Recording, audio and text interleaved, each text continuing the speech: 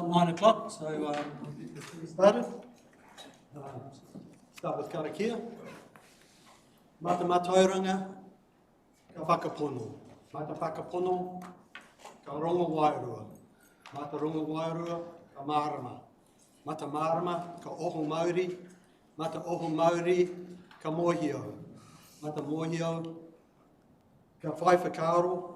Mata whai whakaro, ka hihiko. Mata hihiko, ka mahi. Mata mahi, ka putanga hua. Mata putanga hua, ka whai oranga. Tihei Māori ora. All right, I have an apology from Councillor Ria. And for your attention, we've got Councillor Ani online. Morena Ani. And I think that's probably all of us. So, moving for the apology of Councillor Ria. Second. Councillor Foster, seconded by Councillor, was it Councillor Parada? Okay, thank you. All those in favour? Aye. Yes, it's carried. No declarations of interest. Confirmation of the non-confidential minutes, page 5.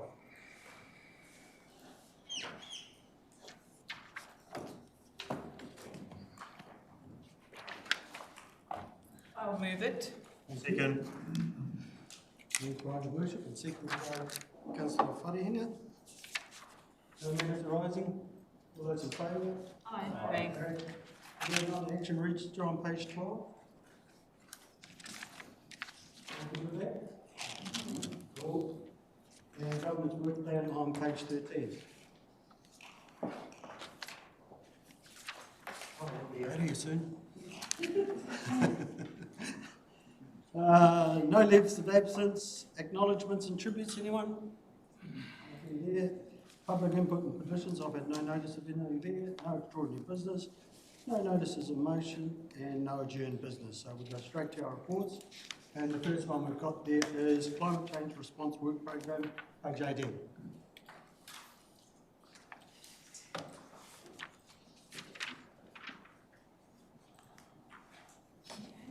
Welcome to Samuel.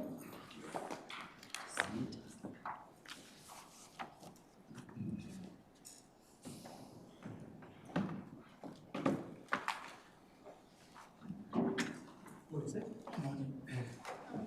So, you can take it as read, but yep, you can read into it. Thank you. Thank you through Mr. Chair. Good morning, councillors. Thank you for being here. This paper sets out our climate change response program, both our internal emissions reduction and risk work, and the regional adaptation and mitigation program. As you'll look at, the internal focus includes a corporate sustainability plan and climate risk assessment. And then regionally, we're leading a development of a Tarawhiti climate action plan with national direction and building in some strong engagement with our treaty partners. So some of the key deliverables include emissions data collection, community and infrastructure risk mapping, and integration with our next long-term plan. So today we are seeking this committee's endorsement of the key deliverables that you've read in the report and the prioritized work program. So sitting with me is our climate change response manager, Samuel, who can answer any technical questions you may have. Thank you. Did you want to go first with anything, Sam, or we go straight into councillor questions? I think Jocelina's covered everything through the chair. Thank you. I'll be happy to take the questions as they come. That's all right. That's a part of you. Thank you very much, Mr. Chair. I'm comfortable with the key deliverables of the climate change response work program, but I did note that in the report there's been a request that the finances be brought forward, which I think makes sense. But then there's an additional 80,000 increase in budget allocation. Is this paper requesting that permission of us, or like it just wasn't clear as who was being requested? If that's been sorted out kind of internally, like. Thank you very much for the question. The process has already been undergoing. We've already asked for that money from Taronga Whakaho, and that money has already been given to us. And for us here, we're bringing that just for noting that that's what has happened. Right, okay. So it's already, so it's not being requested from us to, I guess, fund this by increasing rates or anything like that. It's already been sorted out operationally. Okay, just wanted to make sure that that was clear. That was my only question. I love the report. I love the future focus of climate change. As we've just seen State Highway 2 shut, right? We live with the effects of climate change happening all the time. So yeah, happy to move this paper. Just supplementary to that, we've got an annual budget there. Is this going to be increased annually, or is it just the increase, not that? The increase has been one-off, and why we've done that is because we've got a work package that we're going to deliver in the next 2 years. And it's the one that we've outlined in the report. The idea of bringing the money forward is so that we can set up a very strong evidence base, begin to develop a plan that the region doesn't have at the moment. And what we hope then to do is that whatever comes out of these 2 years of developing this process is that then goes into the LTP process for 2027, 2037. That's the idea. And that's why the rush as well between now and the time that the LTP process is finalized, so that we can mainstream all of this into the LTP process. Councillor Gergie.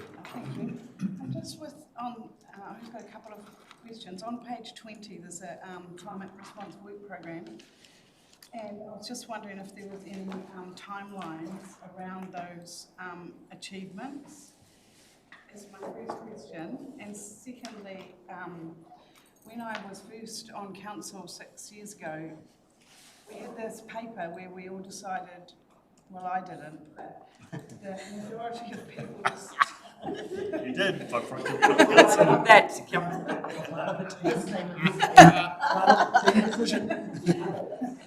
where the council decided, after much debate, to have a real short timeline to get to a net zero situation. And then it was realised that actually we weren't going to be able to do that within the finances that we had, and then it was going to come back to us, but it never did. And so, could I just have an update about that situation? There are two parts of this work. The first part is that we've got a roadmap. We have to update the roadmap based on this. And I think with the wisdom that there is in the organization, we decided that first we bring this report to you, and at a later date we'll bring you the updated roadmap. And the idea is that there are targets that are supposed to be set in the roadmap that have not yet been set. And we are hoping that probably by end of this year, some of those targets will be set, then the roadmap will be complete. But if I could give you a quick run through, I've got it in front of me of what we have, a synopsis of it. Essentially, we are hoping that between now and 2028, we have done with most of the climate action planning work. 2028 onwards until 2033, we are implementing the first round of the climate action plan. In 2033, we are hoping that by then we can do a review of the whole climate work. Because the whole idea, the best practice is that you review your climate action plan every 5 years. And that also involves improving the data that goes into there. So all the hazard modeling and everything that we're going to be doing for the next 2 years will be updated in 2023. And we'll continue with that 5-year cycle every year as we go forward. The target is that by 2050, both GDC and the region should be net zero. We are setting the targets for GDC by August this year. And we're going to be more ambitious than 2050. 2050 is what the Paris Agreement was, but we're going to set our ambition much more. As we demonstrated when we presented the report to Council the last time, is that the more ambitious we are, the more resourcing we need to provide as a Council. So I can say confidently that in the next couple of months we'll be presenting to Council, tabling the pathways or the ways the future will look like in terms of carbon emissions and the council will help us decide which pathway we're going to take, and the council is also going to decide which target we're going to take, and also the costing that's going to come in. Okay. Thank you for that. That's really good. Councillor Foster. Thank you. I can understand us wanting to, have get neutral as soon as we can within the financial constraints that we have. But nationally, there should be surely a national climate change plan that is generic right throughout the country with every council. Because every council is spending quite a bit of money on climate change adaptation. So, we're only a small country, and whether NIWA should be involved big time with all this climate, with all the climate adaptation stuff, because at the end of the day, the weather is going to. I mean, we've been lucky this year so far. The weather's been on the other side of the coast, but whatever planning we do is not going to change what's the next weather event.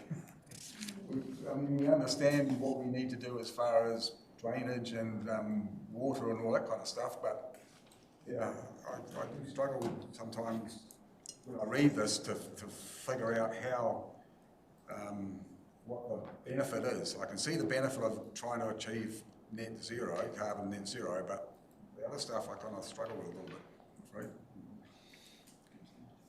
Didn't find the question there for me, but Councillor Rapa.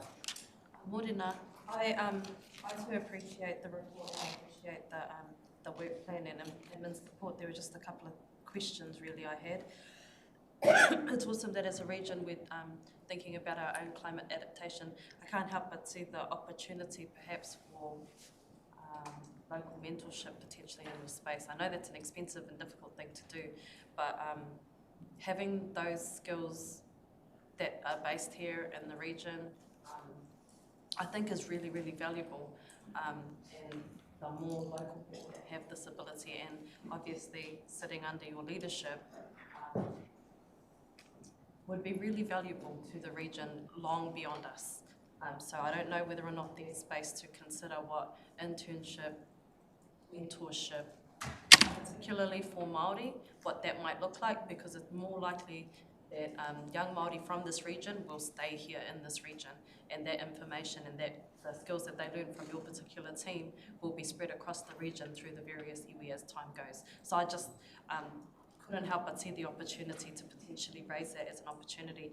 The other thing is I think that having a young, keen Māori in this space might also help with this risk, this engagement risk around treaty partners. Some of engagement is about who you are and who you know, that helps smooth some of those engagement things. So another little plug for a young keen Māori to support, particularly in the engagement space, a give and take, hopefully. But the other thing I just wanted to know about was the additional $80,000. I'm not against it, I just wanted to know what exactly it was for. There was an additional $80,000 to the group. Yes. Thank you very much for the point on the Maori elements. I think it's a shared concern, and there's thought going into that. Concerning the 80,000, we were short by about 160 when we did our programming, and therefore we went stronger for Kawa and we presented that, and we were told that essentially the best that we could get was 80,000. That 80,000 will go into the Tairāwhiti regional emission reduction work. Our thinking is, while there is need for us to follow the best practice in climate change, which is do both mitigation and adaptation, this program, you're going to realize as we go along that our emphasis is going to be on the adaptation side. Yeah. However, it is our responsibility, and it's expected of us through best practice for us to do the mitigation side. The national direction at the moment is speaking towards adaptation and less of mitigation. So we want to try and see if we can ride that crest at the moment, but also be able to set a very solid foundation should the winds, the political winds change later, that we could also get the mitigation going. So what we are doing is that we are doing the setting the foundation, but the emphasis will be on the adaptation. Just following up from Councillor Parata, we do take interns through the summer. It's probably a Danny question actually. I just wondered how we decide on where we are going to allocate internships in the summer, and this could be an opportunity if there was something identified there. Yeah, I'm not sure how we allocate them, but we do take summer interns. So, thanks for that. No one else? Oh, Councillor.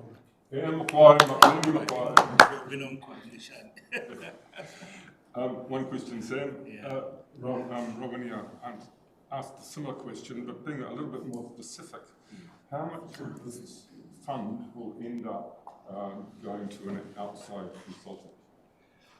That's a very good question. Of the 300,000, I can probably say we're going to spend a case of about 60% of that will go into technical support, because we've got a lot of modeling to do in terms of data. What is happening at the moment, and this is something that my learned colleagues in the space there would agree with, we've got a challenge within council in that we've got data, but the data that we have in council is quite fragmented, especially in the natural hazard space. So together with the RPS team and us, what we have embarked on for the next couple of months is to augment that data so that we have one source of truth on all natural hazard elements. And therefore there will be a lot of natural hazard modeling that will be taking place in the next number of months. And most of that capacity lies in the consultancy space. The cost, the outlay cost now is going to be high, but the review and the renewal of this work becomes less as you go along. But for now, as we set the motion, the whole process in motion, we might have to invest a bit in that space. Thanks, Mr. Chair. Also, just to note that a lot of that mahi will be included and be able to be used throughout the TRMP work program as a whole as well. So it's serving more than one purpose. All right, thanks. There's nothing further. We do have a mover and a seconder. Anyone? I'll second. And seconded by Councillor Gregory. Nothing further, and the recommendation is endorsing the key deliverables. All those in favour? Aye. Yes, carried. All right, page 28, the Play Spaces Network Review.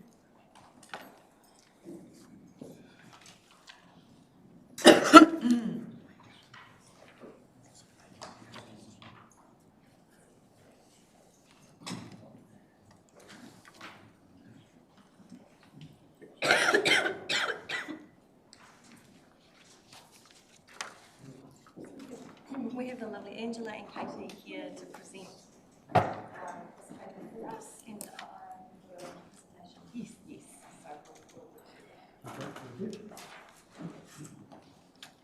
Cool. So, morning everyone. My name is Angela Newman and I am the asset planner for the Livable Spaces team. A key part of my work has been focused on developing network plans for assets across our region that strive to proactively support resilient, equitable, sustainable and accessible assets throughout our open spaces. Kia ora. My name is Katie Kennedy and I'm the play advocate for GDC. My role is funded through Sport New Zealand as part of the local play workforce project. I work across council to champion play as an everyday, everywhere activity, essential to the wellbeing of our tamariki and rangatahi. I also work closely with my Sport New Zealand colleagues and Whiti Ora Tai Rāwhiti to support this kaupapa. So thank you very much for the opportunity to come and talk to you today. The purpose of this presentation is to provide some extra context off the back of the paper you've received and provide an overview of the work and methodology we've done in the development of the play study and future network plan. And we're really happy to take questions at the end of this presentation. Investing in accessible, well-designed play spaces supports tamariki development, whānau wellbeing, and stronger, more inclusive communities. They also provide strategic commitment to equity and resilience.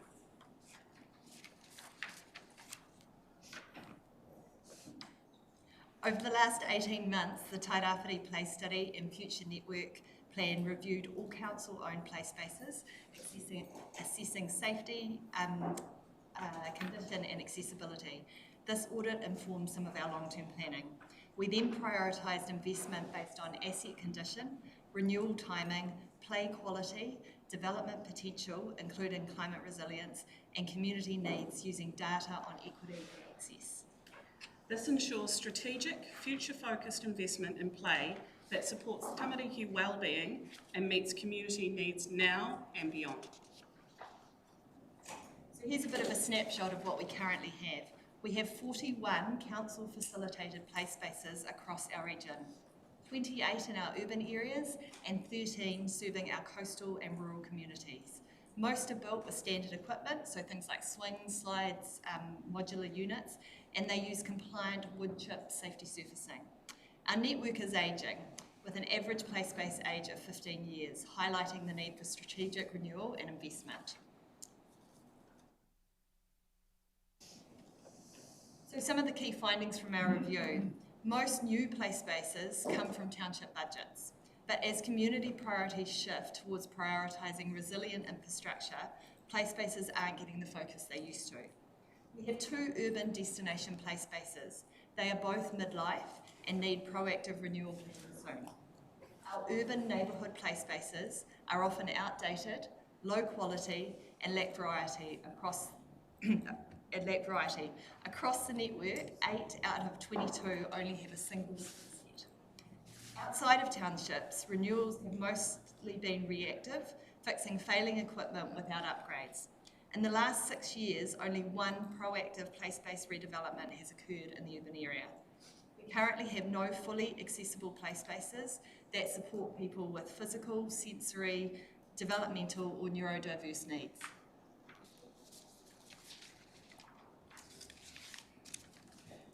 So some of the key challenges facing Tairāwhiti play spaces.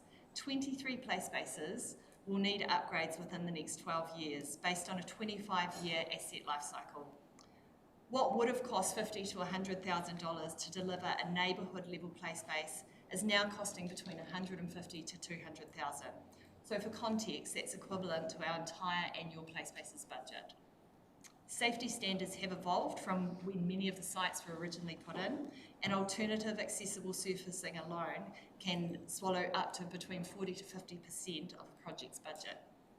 Our communities tell us they want high quality, inclusive spaces like those that they see when they travel outside of our region, but that's not achievable with the funding currently available and the number of spaces due for renewal. We have some equity largely in underserved areas that show a trend for fewer, older and lower quality play spaces. And we currently have no fully accessible or inclusive play spaces.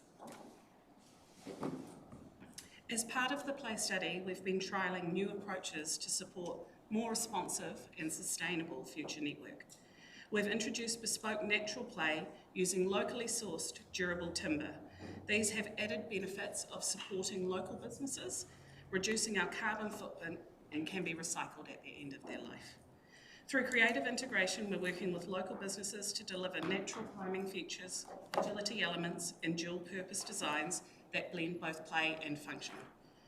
We've also piloted temporary play with a train structure deployed where equipment was reactively removed. The train is easily moved by a HIAB and offers playful, flexible, short-term solutions for training processes. We've researched the various compliant surface options to understand their pros and cons, aiming to balance accessibility with affordability. So for example, exploring hybrid models like combining metal tiles with wood chip and optimising site design footprints. Going forward, our intention is to incorporate different types of play into our approaches by exploring play as an everywhere activity woven into daily life, landscapes and culture, and not solely confined to playgrounds. working with the CBD and township teams to consider whānau experience from the outset. Developing simple invitations to play and curating moments to create both joy and delight, like fairy houses. And shaping play alongside communities where placemaking and pūrākau or storytelling can breathe life into shared spaces. The second recommendation in the paper is that Council endorse focusing the remaining 2-year play spaces budget, which is only enough for a single proactive play space development on a staged community-level play space in Elgin. The analysis we've undertaken in the play study has shown us that we have competing needs across the region. However, the work undertaken outlines that Elgin has some of the poorest play assets in the region, and it has seen decades of underinvestment. Despite ongoing community advocacy, access to safe, inclusive play is still limited for tamariki and their whānau. The first phase, co-designed with community, is a crucial step towards addressing that inequity and improving well-being. It is also a strong signal of Council's commitment to play equity and delivers on commitments Council has made in this area. This would still leave a small portion of budget available for reactive work as required over the rest of the network. Phase 2 would be subject to future LTP funding, and just to note, what we've shared today is an introductory review. Decisions on renewals and further investment beyond 2027 will come through the LTP consultation process with our community. Thank you.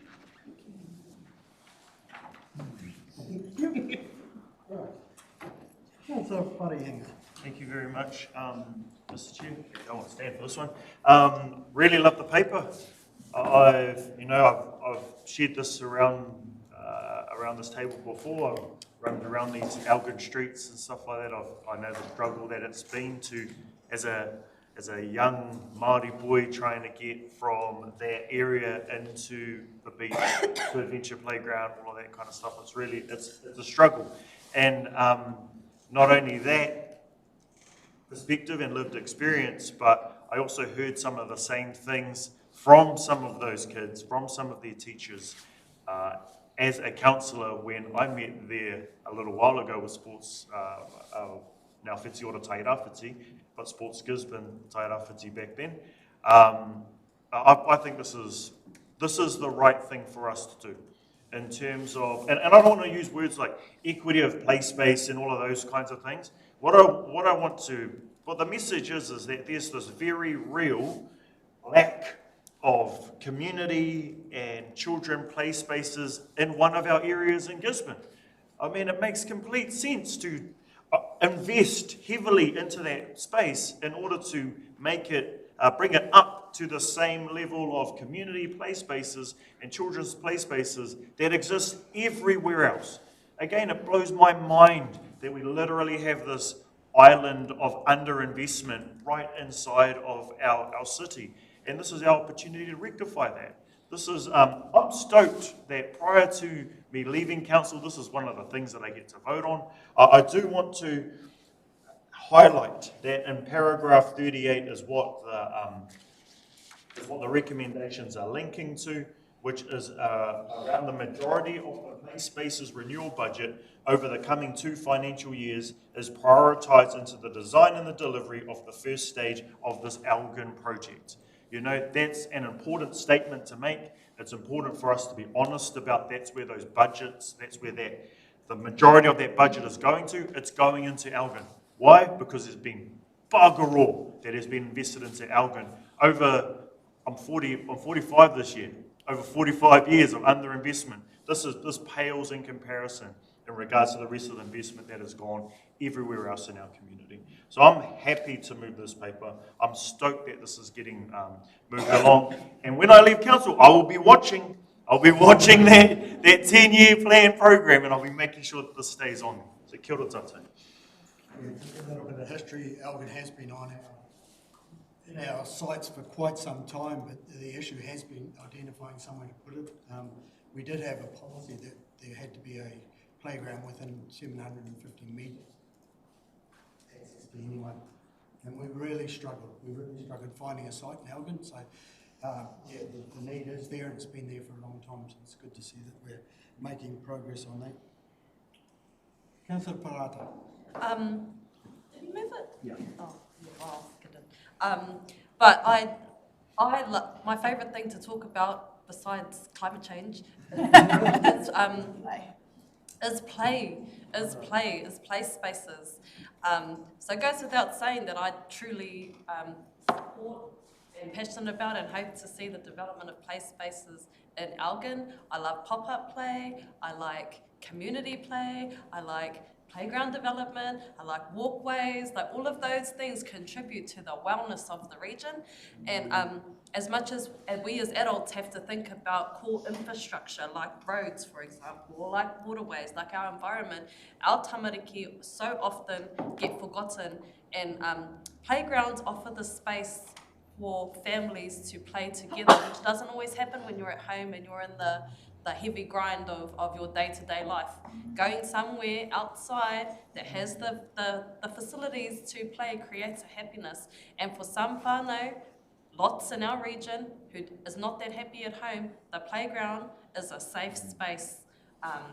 And I see that in Ruatoria, and I see it in Tikitiki, and I see it in Wharikahika, and I see how the playground is gravity, or it's this magnetic pull to the wellness of the township. When the playground is thriving and the kids are out, it tells you that everything is going to be all right in that community. So if anything, I'm hugely supportive of the recommendations, but I think if anything, I would love to see in the next potential budgets that we prioritise play spaces like we prioritise roads.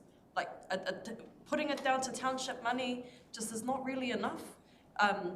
Because that township money should be for the initiatives and aspirations of that community. But right now, we're all using township money for core council business, which is to upgrade and maintain playground spaces. It's what we did in Ruatoria, it's what I've seen done in Tikitiki, but it just feels like it's not that big of a priority, but it should be. And you're right, it's really expensive, but the return on investment, because everyone wants, it needs to have a return on investment. The return on investment is generational. When a community in a neighbourhood has the space to be happy, the kids have a space to go and play and be safe, that improves the region. So I would, love to see it being part of one of our core, its own budget line, as opposed to we say that it's being met by township upgrades. Thank you. Councillor Ahuruhuruwai. Tēnā koutou, atamari. Just want to endorse the report and thank you very much. I too enjoy seeing the mahi dana being done around playgrounds. I tautoko what Councillor Parata just said around the well-being of the community, and playgrounds are in critical spaces for whānau to get out and about, and the kids to have a safe place to go, to gravitate to after school. I know our one here in Wharikahika that took 20 years to get. It is very well utilised by our tamariki and whānau generally. I'm excited. I just wanted to note the, your inclusion of the natural resources that are being trialled around the place as well, in terms of using that as a way to reduce some of the costs. But it just makes complete sense to me in terms of the ability to recycle, repurpose some of those things using local labour and local resources. So I look forward to seeing those elements reflected more in the playgrounds as they develop.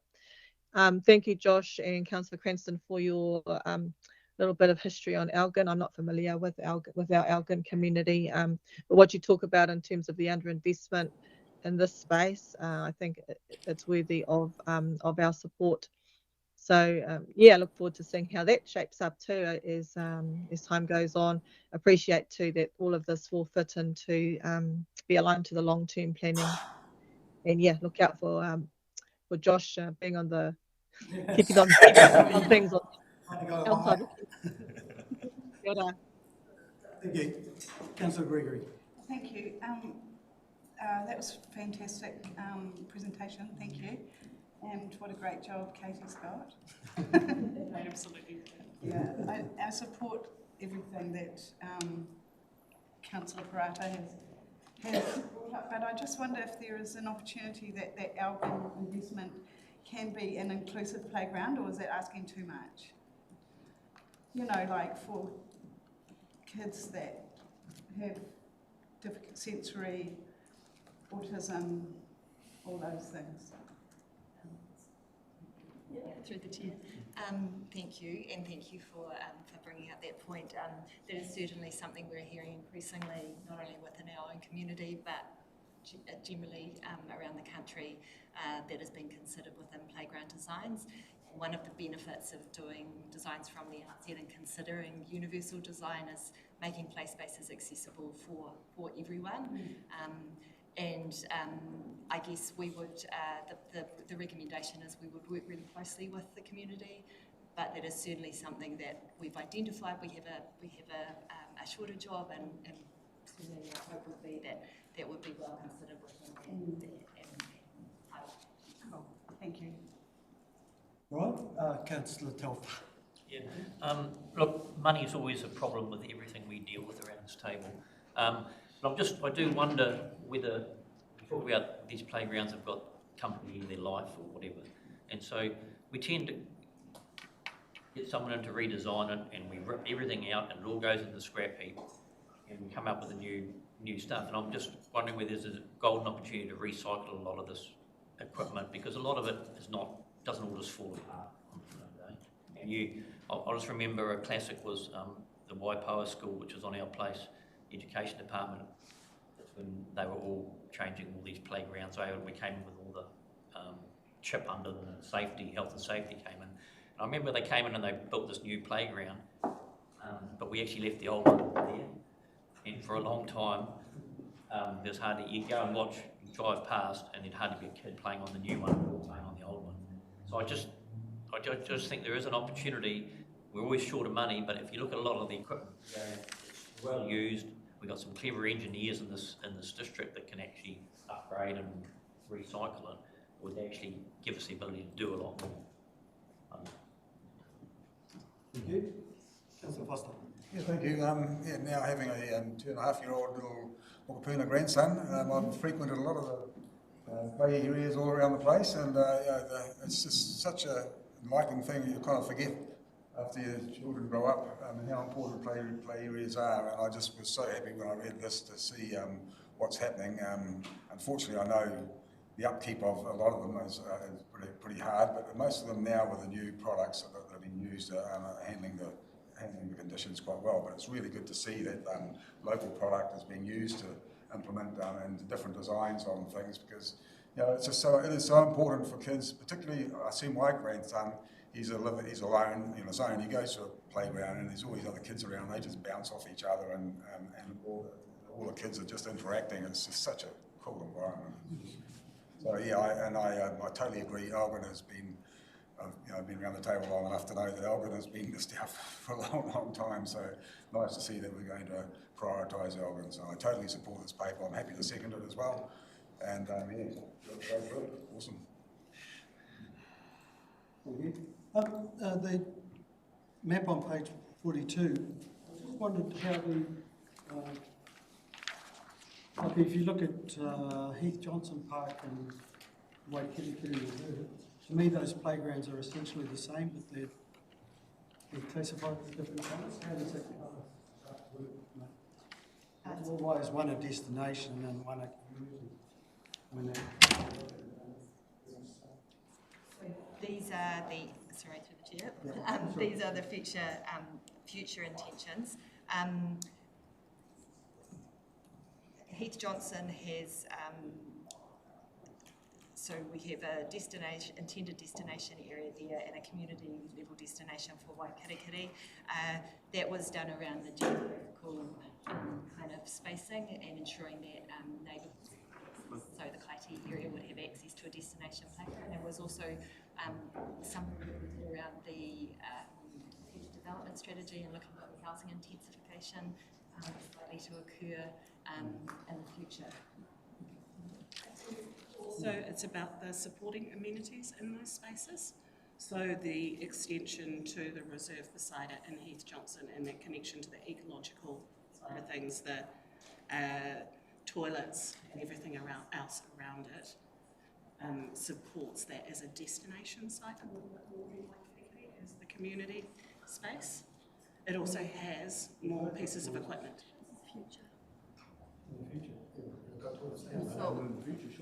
No, so the destination piece is primarily created to attract people, so from further afield, to go and play and stay longer, enjoy longer, have greater experience, whereas the community level is slightly more local, might be used on a day-to-day, more frequent basis for that local community, but there's a reduced sort of travel expectation. So those are the... Okay, right. Thank you, Councillor Parada. Something I had in my notes was playgrounds is actually core business. You know, it should be recognised as core business. So, and it seems to be coming around the table that there is a recognition that playgrounds is core business, so we're quite comfortable with that. All right, if there's... Oh, sorry, Councillor Tupura. Please, Chair. Yes, I also support the positioning of our finances for playgrounds away from the township funding cycle and more into general business, because we've just had a discussion about the future of our region in terms of climate. This is about the future of our region in terms of mokopuna. And I see both as being pivotal to where we go as a community. I'm very enthusiastic about the use of local materials and local skills to develop some of that. I think that really does lead into giving identity to playgrounds, other than the generic buy off the shelf equipment, that we have an opportunity to fashion pūrākau, to fashion a sense of place and instill that and support that with our mokopuna. And again, I commend that approach to thing. I do like the idea of the temporary movable type of equipment, that we could, as a rohe, as the tairawhiti, have things that can move and that are mobile from one end of the coast to the other with the assistance of a high app. And fashioning those and designing them to be specific to the tairawhiti, who we are and where we want to go, creates an additional opportunity there. That these mobile things are, you know, I can accept the playfulness of a train, but there are other taonga that could be incorporated into that thinking that might speak to pūrākau, certainly to tipuna, to place, and to the mokopuna. So, no question, but just a thank you for this report. All right, that's been given a good go. So we've had that. If there's nothing further, we've had it moved by Councillor Wharehinga and seconded by Councillor Foster. If there's nothing further, all those in favour? Aye. Carried. Page 44 is the annual summer crop survey.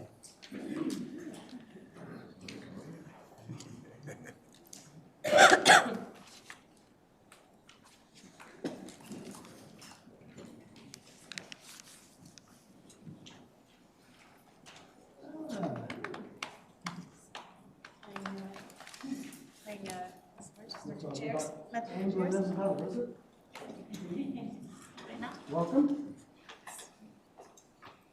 Okay, you can take it as read. Into it for us. Should be noting. Through Mr. Chair. Good morning.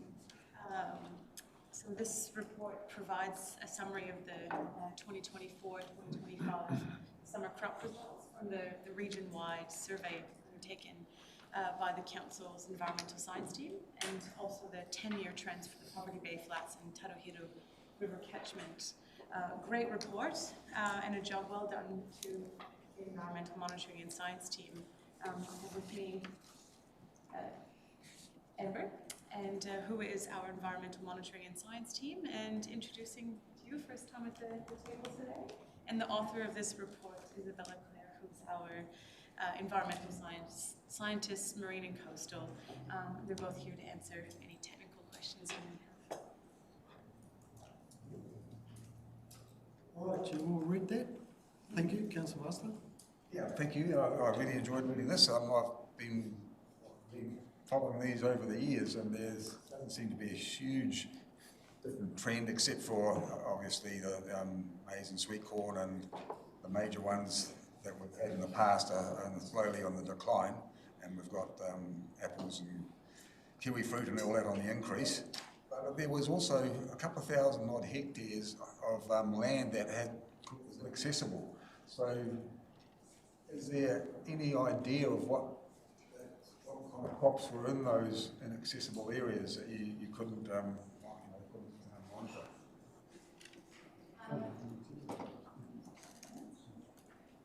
So the survey is just taken from the roadside, so that limits us as to what we can see.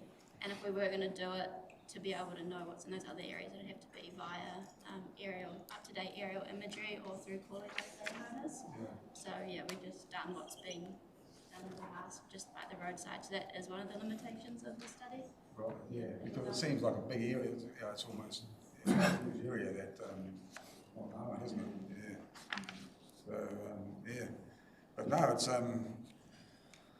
really nice to know that there's so much activity in the agricultural world, and you know, our soils are really great for high value crops, and that seems to be where the direction's heading. So it's a good direction. Thank you so much for the study. It's I know it wasn't important in the context of why this report was written, but I was very interested because it was based on a per hectare basis. I was thinking about our visit to Leaderbrand, and he quoted something like 90 million lettuces and 66 million heads of broccoli, and I'm thinking, well, in this report, if you were an out of town or something looking at what was important to our region, it doesn't come through because it's on a per hectare basis, but as a crop, it's absolutely enormous.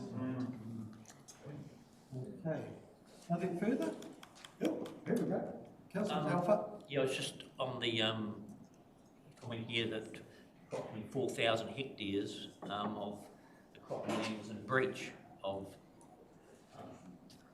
the rules around cropping, and I read further, and it's around being 5 metres away from any waterway. And I'm just querying what's classed as a waterway, because a lot of these surface drains are put in for drainage from rain and that to keep the crops actually viable, otherwise they just drown. To take 5 metres away from some of these types of drains takes out a huge area of the flat area, if you understand what I mean, and that's a massive economical thing. So I'm just querying what, when it's used as a waterway, what's classed as, because a lot of these have been put in to get rid of the water when it does rain heavily to save these crops.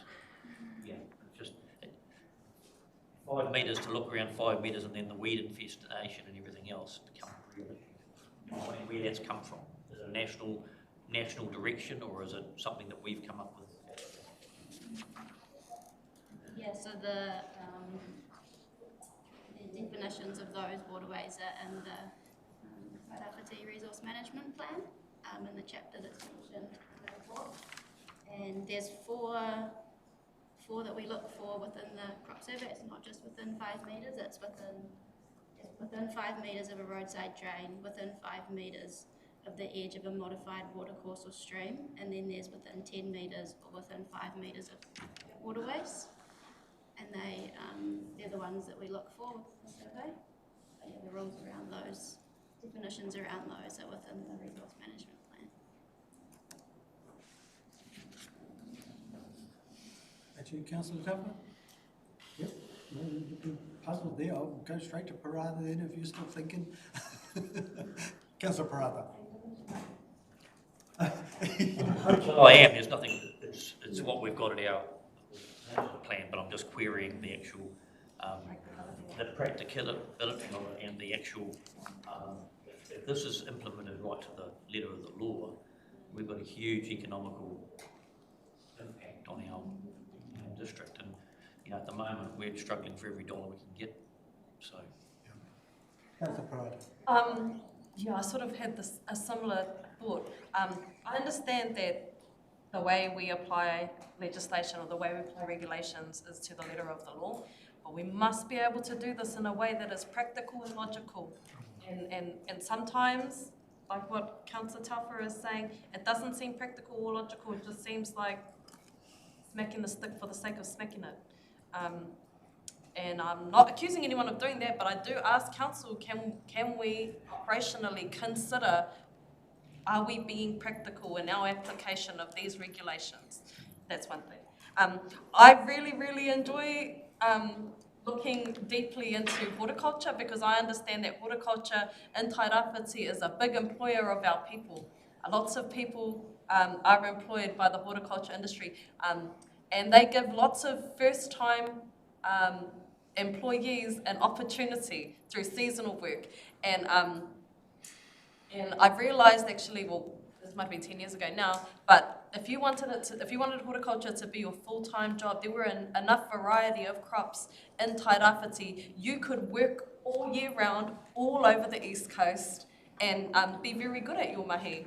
And so while I really enjoy seeing the science of it, I would have really also liked to see the impact of people. Or maybe that's a further conversation, one that we should have as council. Are we as council helping or hindering the development of horticulture in our region? Because as we consider the transition from forestry, and even though that's a slow one, are we helping or are we hindering horticulture to grow in a way that that makes sense for our region and potentially rebrands us? It's just something I've been thinking about. So maybe in later meetings, operational meetings, it might be worth inviting representatives from the horticulture industry to come and talk to us about what their experiences are, what they're finding, to build those connections and trust with council.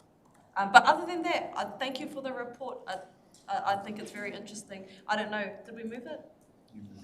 I'll move it. Thank you, Chair.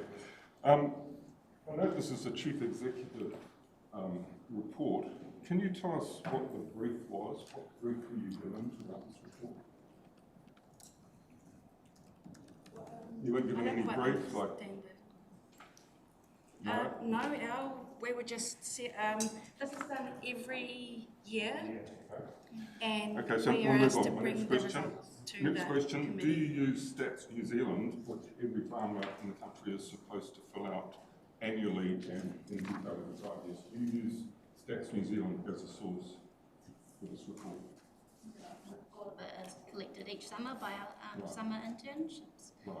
So yeah, we also want to thank our 2 summer students this year.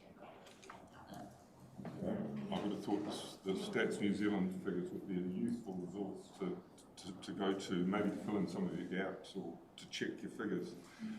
Can I take you to page number 72, which appendix 4, which is describing the water sources, the water courses, and the differences between a modified water course and a drain. So the drains at the bottom of the drain. Now, isn't a drain beside a road a drain, not a modified water course? These are taken out of the TRMP definitions. Yeah. We are just working within the framework that we've got set in the TRMP.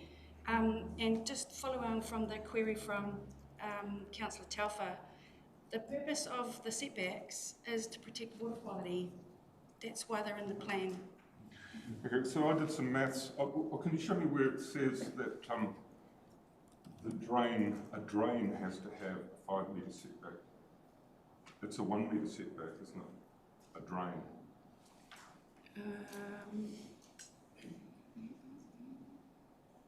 I've got written down here rule 629 part 2, 629 part 3, and 629 part 4 in the TRMP. It's where we're getting the rules from for the setbacks for cropping. Right. The rules that you quote in 17, I think. Are you aware, or am I wrong, that the freshwater plans 2023, the rollout of that has been paused by this government? That's right. Yeah. Through Mr. Chair, Thank you, Councillor Elder. Yes, our team is aware of the current pause by the government of the freshwater farm plans, which was an amendment to the Resource Management Act, and we're expecting an update from government on what that will look like. But the intention is that there will be a system, a freshwater farm plan system. How the architecture and how that looks will we will hopefully find out in the coming months. And then can we go to the graph on page 64, which shows the area out of spec. There's 4,000 hectares of our flats are in breach of our, what is it, TRMP. This graph here suggests that there's 27,000 hectares of roadside cultivated land. Now I've done the maths on that, and sorry, 2,700. As opposed to doing the maths, it goes out to 27 million square metres divided by 5, blah, blah, blah. Comes up with 5,400 kilometres of road. We only have 1,900 kilometres of road. So you're not just damming the 5 metres beside the road, you're damming the entire paddock. This attitude of tainting our farming practices. Yeah. I'm sorry, this is a very emotional subject to me, Chair. Keep it down just a tad, please. Okay, I'll try and keep my emotion up. The council's constant pointing the finger at business and at farming for breaking the rules is causing our local business and local farming to lose faith in what it is we do here. It's also undermining their... Point of order, Mr. Chair, point of order. This is relevance to this paper. There's nothing that has just been said that is even relevant to what's going on here. So it's all conjecture, and it's actually slamming the council with no factual basis. Okay. No, I'm going to accept the point of order. Is that your... Yeah, my point of order is relevance to this to this actual paper. It's about cropping and water quality, and it's based on our own TRMP rules. If we're going to criticise anyone, we're going to be criticising the people that are around this table, not the staff, not the farmers out there. These are our rules, and staff have brought us a paper based on our own rules. If it dissatisfies us, we should be dissatisfied with ourselves. Well, then I'm criticising us. Can I just ask one question? Is 4,000 hectares of our flats breaking the rules or not?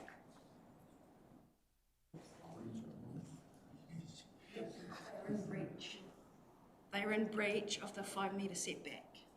Yes. So you apply the 5 metres to the entire paddock. Is that good maths? The rules are, no, I'm going to stop this conversation here. Councillor Gregory. Thank you.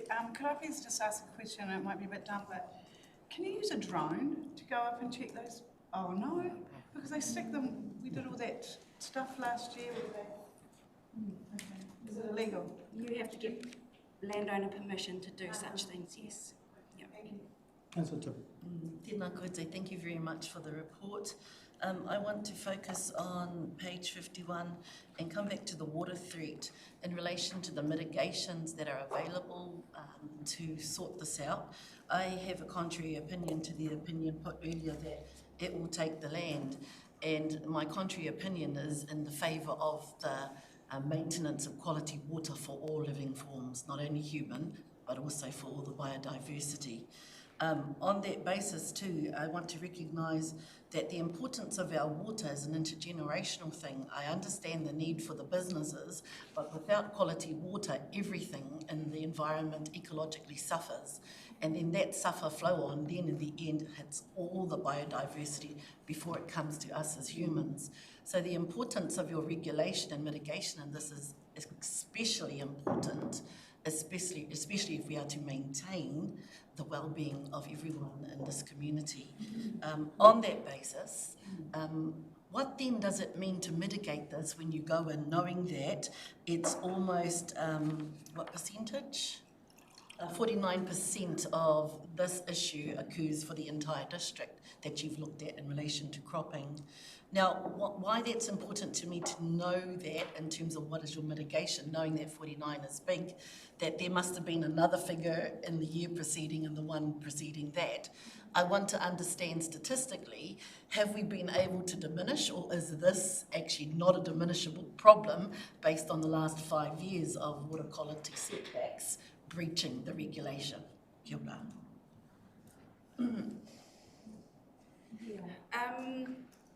Very good question. We're the science team, and we go out and we collect the data and then we present it and we find out what percentage this is. There will be historical records of what that is as well. This information then gets passed over to our compliance team, and they then take it up from there, whether anything else happens from that point. I'm not aware of what the previous values are going back. I mean, we can get that information for you because we have it. I'd appreciate that. Yeah. Just a supplementary, if I may. Thank you very much. That makes that really clear what your part is and what your part isn't. So to fix it is not your part. Your part is to report it, demonstrate. My supplementary is in relation to the importance of receiving that report, because this statistic is actually too high for comfort in relation to that. And I want to make that comparative based upon the first report that came out of recovery that the GDC put out straight after Gabriel. It determined that agriculture, horticulture, all of those things actually generate only less than 25% of the GDP of South Africa's economy. So this figure also needs to be understood in terms of what it makes for our survival, because the largest contributor to the GDP of the region is actually small business. So those are really big things to hold in the data specs of understanding the impact of what this means financially for our region in the whole. So again, I just want to say I do want to see that report, because I want to know, are we just reporting consistently the problem with no attached mitigation that will reduce that, so that water quality actually can be achieved in the region? Tēnā koe, tēnā koe. We can make that a motion if you like. Can you make that an action? Yes. Councillor Tupara, thank you through you, Chair. I've got a couple of points to make. I noticed on the chart on 67, there seems to be a large amount of unused pasture out there. I'm wondering whether or not there is anything in the provisions in our TRMP to support those landowners and giving recognition to the quality and the value they have of their land, and assist them to better utilise that, and whether or not there are any provision around supporting landowners into perhaps going into cropping and be able to make a return back to the community. Why not? Question? Is there? Yeah, through Mr. Chair. Thank you, Councillor Tupara. It is a really great question, sort of pertinent when it comes to considering our policies and objectives within the Tairāwhiti Resource Management Plan, and where where those directive policies may may take us when it comes to land use and activity, particularly. We can certainly. Don't have those. We don't have those policies in front of us today. We certainly can get that information for you. But I know that it's going to be a big piece of the puzzle when it comes to consulting and drafting provisions for our plan change when it comes to with relation to our land and water regional chapter, and also tying into that national direction piece as well. So you'll see that there was a pretty large consultation on some national direction change, and one of those is around highly productive land. So we just need to see what that will mean for our current and future framework. Thank I also note the numbers given on page 64 that the non-visible amount of land is not insignificant. And my concern if those numbers on page 64 indicate that there is possible breach of compliance there, how much of a breach are there for the not visible hectares? Because we can only detect the wisdom of Councillor Tibble around the balancing of land use and quality of our water, because that's an important element of that. And I think it's a debate for another time and another report probably, and when we addressed some of our compliance that's locked into the TRMP. But in terms of this report, I think it indicates to me that Council's in a position to formally challenge the naming of this district as Poverty Bay, and that it's quite clear that we are far more than that. We have provision in the TRMP, compliance provisions that we need to address. We need to have discussions as a community so that we can better support our businesses as well as our thank you for the extensive work and observation of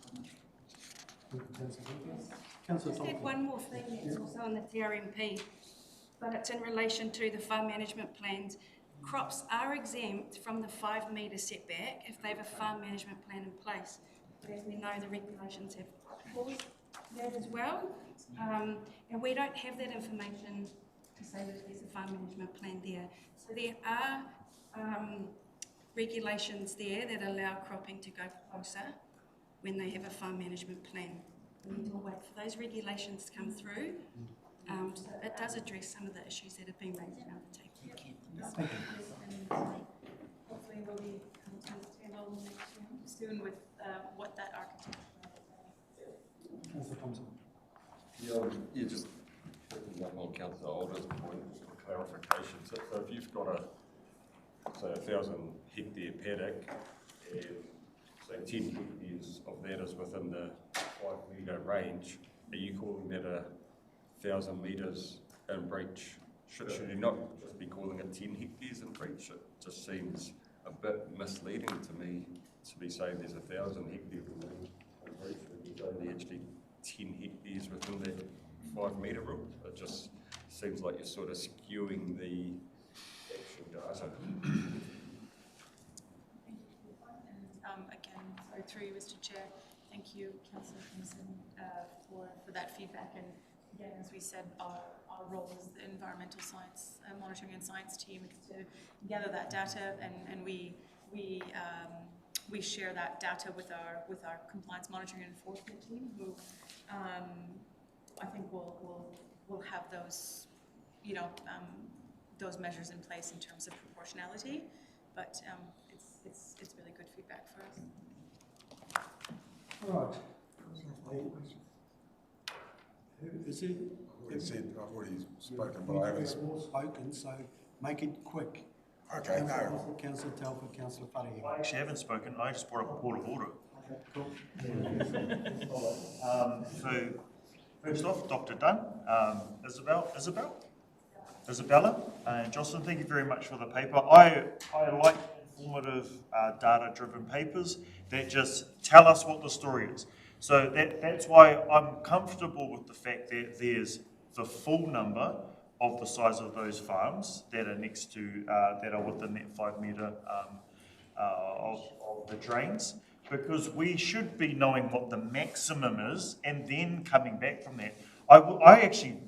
I don't want you guys to report to me or provide a report to council on the small amount that might be there, because I'd rather know, like, okay, what's the bigger thing, and be able to work back from that. But again, it's not my job to tell you how to bring the data. You guys just bring the data to us, and then we have a conversation about that. You know, a lot of the conversation that's occurred around this table is actually us conversation, not governance to ops conversation. You know, I'm appreciative of this paper. This is why I'm happy to second the paper after Councillor Karakia has moved it. I did also, seeing as the conversation has kind of taken a little bit of a veer off, I did also want to emphasise this is why the future TRMP planning is so important. This is why this is so important, and it will require a lot of energy, effort, smarts, diligence in order to be able to get that across the line, and that needs to exist around this table. This is our plan as councillors. You know, and it's the staff that go out and enact our plan.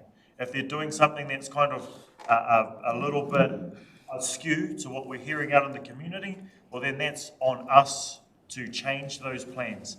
And that TRMP will take a lot of energy and a lot of effort. We're starting it now. We need to keep that focused so that we're able to make it agile, make it fluid, being able to move that plan forward and make things like this a bit more permissive, you know, a lot less combative, you know. So thank you very much, staff. I'm happy to second this paper. Thank you, Councillor Palagan. Gordon, do you have something? Yeah, just thank you, Chair. Just want to add to it, and while it's very much a science report, the information that you gain from this is so much more than that. It can be used in a lot of different ways. Not least being, like Councillor Tibble said, the economic impacts. What is it? What are we doing? And how do we know with our region? And this information and the work by those young students that have done to compile this report is exemplary. It gives you that information. It goes so much more than any stats. New Zealand, which is basic on an average, it is right there, in there, scientific based with that details. And what we can use and lean on that for information from an economic, for how we actually do other things, how we understand the rating of it, becomes a basis of each year checking in with it. So I'm just saying that this report, while it has that, it goes so much wider. And it's a really good check-in point for us as we do this on an annual basis. Thank you, Ms. Hall. Keep going, Mr. Councillor Tell. Your last chance. Sort of stole my thunder, really. No, look, I just wanted to comment on Councillor Tupara's comment and Councillor Tibble's on the unused pasture, unused land that's either in pasture or unused, not in actual cropping. Those numbers are huge, and they actually show us the actual potential that's out there. And the reason a lot of that land isn't used for cropping is unavailability of water for irrigation. So I think when we're having conversations going forward, the one thing that will really unlock our district is available. When I'm talking from here, I'm talking right up the coast. We've got huge amounts of flat land, but the unavailability of water for irrigation. And Councillor Tibble made the comment that, you know, it's not just the cropping that the income comes into this district, but a lot of the small businesses actually feed off. There wouldn't be many small businesses in this town that don't feed off the horticultural industry or the cropping industry or the pastoral farming or the forestry. That's the three things we've got. So the ability to be able to, you know, take this forward and use this information is huge. So thanks for that, because I think that's a real big conversation we need to have pretty smartly. Thank you. Can I just want to mention the two summer students that did the report, Katie Bennett and Neve Stratton. They did all the work that made this report. They wrote the report, then they go back to university, and Izzy picked it up to put it on the table. And what the report is really saying is how significant horticulture is in this region. And that it's growing, and it's high value crops. So there's some really, really lovely critical facts that have come out of it that we should acknowledge as well. Councillor Foster, then Councillor Parra will have a wide reply. Okay, no, fair enough. No, I just, you know, reports like this are used widespread within council, and I know with the Wastewater Management Committee for alternative use and disposal, we use this as far as what irrigation could look like with the water that we're going to be that's coming out of our wastewater treatment, the recycled water, you know, and the bulk of our crops, maize, sweet corn, grapes, squash, they don't need any irrigation whatsoever. They have no irrigation. So, yeah, but my question is really, when it says classifying 49% threat to water quality, what actually is the threat? What's the main threat? Are we talking contaminants, sprays? What's the threat to water quality that we're talking about?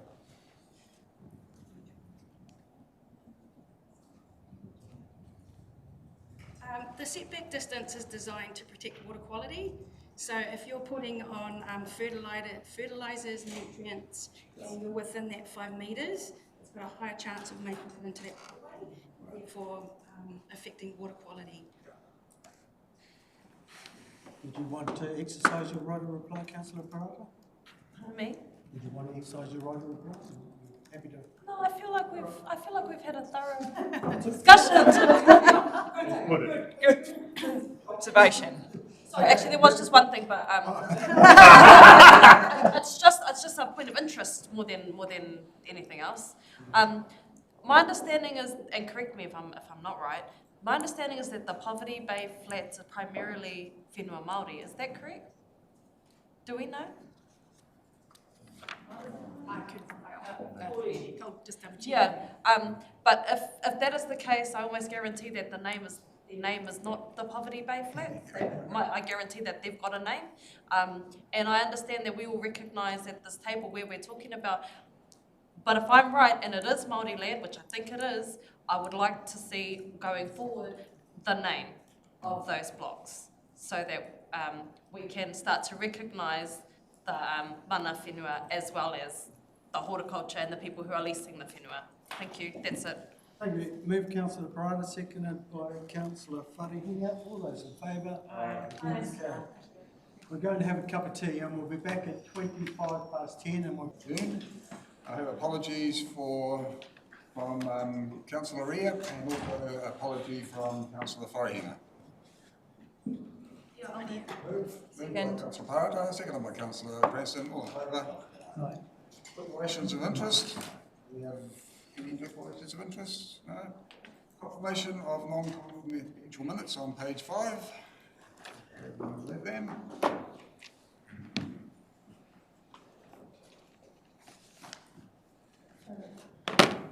Right, mover. I'll move. Moved by Councillor Alder, seconded by Councillor Preston. All in favour? Carried.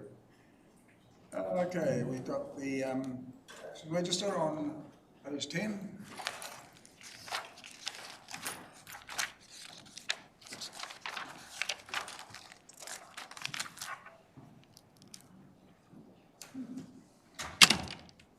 So we'll go get the first action there for August. Okay, we'll go to Government's Work Plan on page 11. All good. No problems there. Before we go to the first, I was going to bring it up at the last meeting, but I just want to get an update on our 1,000-year bridge, if that's possible, because it was 6 weeks ago that we had an update and the bridge is still closed. So can we get an update on where we're at and when we might expect it to be opened, please? Through you, Chair. As you know, there's a rather delicate issue with mana whenua on site at the moment, but we did delicately have a little chat on the side.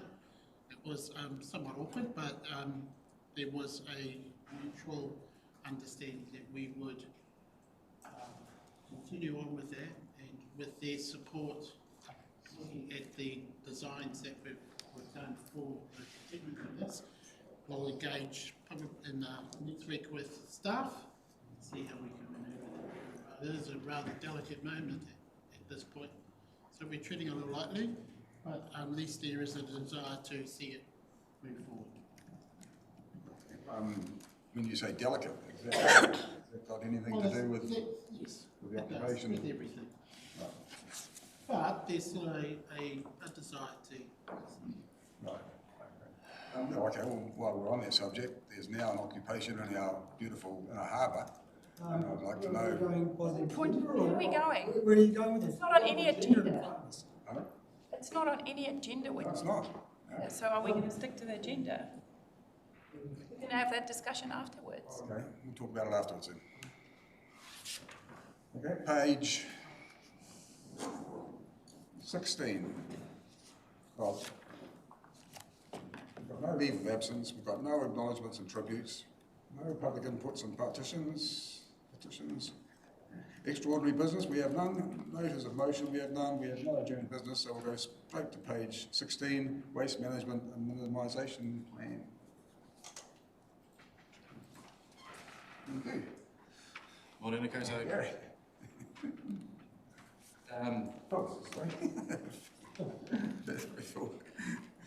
Morning, Nikoso. So this paper is just purely an information paper, just to drop sort of where we're at. So first of all, Sonia Drysdale here has done a big chunk of work in the background with the review of the WMP and pulling together some information so we can get to a point in time where we have a draft WMP, which is, we're looking to have that in the, and then we'll come to you and have a workshop with councillors just to go through in more detail what's been suggested, what we're looking at, our aspirations for commercial and community aspirations in behind that plan, and just to work through what we want to have in there, and then to look at putting that public submissions for a period to get some more feedback so we can actually have a decent plan that we're comfortable with to put forward. Councillor President. Yeah, we've got big plans in this area, and I just wonder, and it's probably more on a national basis than a local basis, there needs to be some research on the history of recyclables, because we're hearing more and more often how recyclables are going to landfill, and if we're putting in a massive expense into handling our recyclables, and then the community hears, oh, they're just going to landfill, it's not going to be very good for us. So I don't know if there's research out there that tells us whether recyclables have a future, in fact, because at the moment it's looking like a dying future. I mean, we did hear on the news last week our Northland was exposed. All their recyclables were essentially going to landfill. I know some of ours do too, and the community is getting more and more aware of that. So how do we figure out whether recycling has a future which we're going to be able to sustain?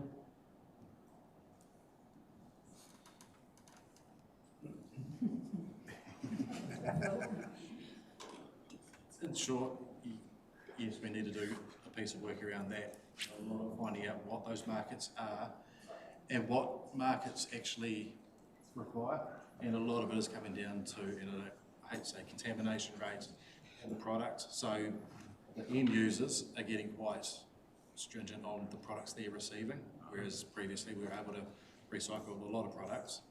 Their market is wrong. Yeah, and that contamination is the main driver. I mean, you get a recyclable bin and they've got a jar in there and it hasn't been cleaned out properly, the whole bin fails. So it's going to be really tricky going forward to justify the expense of what we're intending to do. Sorry, just through you, Chair. So this is a global issue, a national issue, and yes, there is an original piece to this, and we can certainly look at that, and the team are looking at that through the WMP, like that global national scan piece. So it's definitely in mind as we develop we're going through the development of the WMP. We're also bound by legislation around solid waste, so we are guided by a lot of those parameters as well. But certainly acknowledge the complexity and challenge of this issue of recyclables, and we all want to do better, but we do need the challenge with recyclables is we need markets, which is a challenge. My question leads on to this. I'm sure everyone has listened to the news in the last few days where Havelock North/Hastings are giving people 3 strikes, and if you do not have your recycling in a way that is appropriate, they will not remove your recycling. And I was very interested to see, because that's the first time I've heard that approach. Not that I'm saying we should do that. I know part of our education has been to put the stickers on the bin to show people what can be used. I know through my office, I've dealt with a few people that were not happy that there were notes left for them to say, hey, pull up your socks, your recycling has got old filthy tuna cans and stuff that is not being washed out. But I was wondering, just tying into that, if the approach going forward is that the user also need to take that responsibility for putting it in the bin. If you chuck it in the bin and it's not washed, or you chuck it in the bin and it's filthy, that contaminates your bin. So I think the message we need to, part of our education, and Phil, you guys have done a lot of education in the past, will be to have buy-in from our users that this is not a function that council does if you want to biff stuff. This is all of us trying to take as much out of our stream, but there is a role to play there. So very interesting observation from Havelock. So I would ask Phil that you also touch base with them and just see how they got there and what the approach after that is and what the outcome of that is. Thank you. Councillor Thank you for the report, and if no one's moved it, I will. Phil, a question, how many are on your team?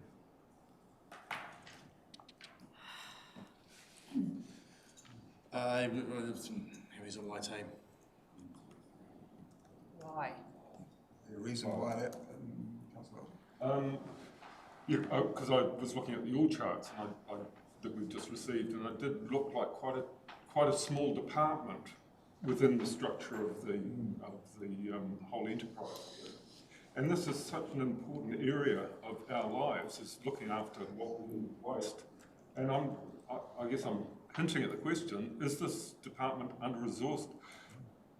Coming from me that doesn't want to spend any more money on wages, it's pretty rich, but I'm asking the question. Yeah. Through the chair, we are doing a significant, and I can assure you we're doing a significant piece of work to understand the huge amount of work that is required in this space, particularly as we navigate through a phase of going through a new contract, and with also a number of other renewals and developments in the pipeline to really bring our solid waste portfolio up to a good standard. We're going through a thorough team structure, resourcing process at the moment, and yeah, some significant progress has been made. Agreed. The team is currently under resourced, but we're looking to bring that team up. Thank you. I've got a question. Is there any, just following up from Councillor Cranston's actually, is there any of the recyclables like glass, tin, paper, which is cardboard as well, and plastic, is there any of them that have a solid future? You know, is there a huge demand? You know, if you had to pick a winner, what would be the winner?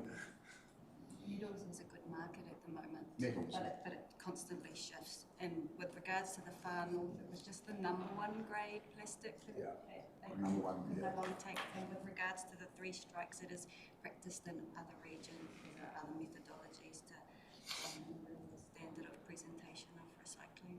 Yeah. My understanding was that the contamination wasn't just that. They realised there was no market for that, but the issue was contamination of all the products. Yes, and globally only 7% of plastics are actually recycled and 7% globally. 70% of our recycling goes offshore presently. 30% is kept in Aotearoa. Some of it that is incinerated to create new products, and the rest is Thank you. Councillor Thompson. Yeah, Arnie's hand's been up for ages. So did you go first? Sorry. Sorry. Councillor Kahuru.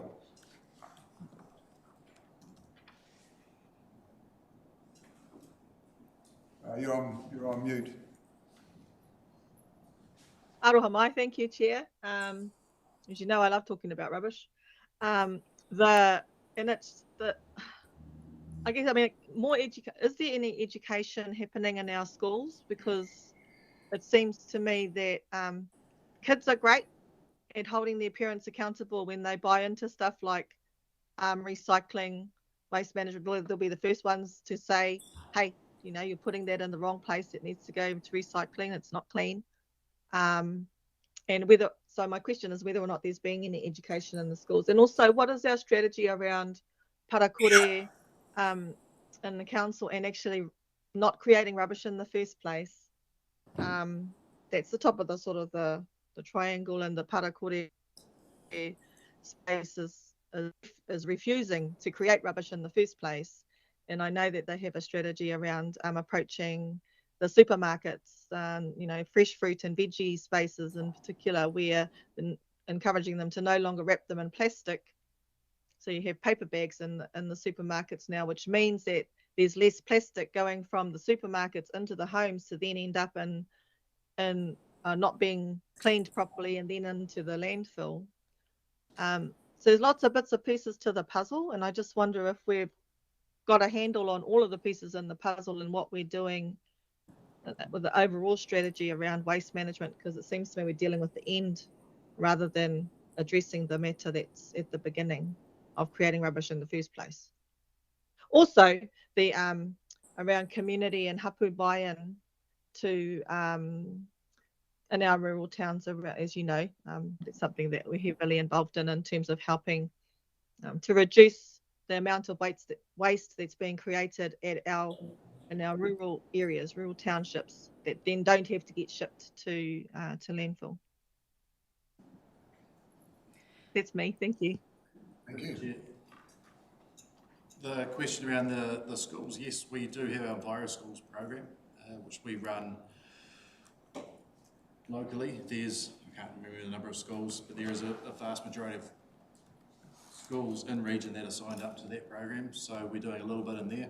If we look at the WMP overall, it is looking at how we can improve on that sort of education through schooling, through business, and through sort of outreach across the region, not just through the Enviro Schools programs. So, and that'll come out at the workshop. You know, when we look at long-term visions and goals around a waste-free tide RFT for 2025, or look at it sort of that big ambition of how we can actually get out and reduce that amount of product that's being purchased through, as you talked about, the fruit and things that you can get from Pack and Save or brand names, but yeah, other retail outlets. Looking at how we can just reduce the packaging and trying to educate on what we do, what our purchasing habits look like, and that's sort of one of the drivers that we'll be looking through for this WMP process.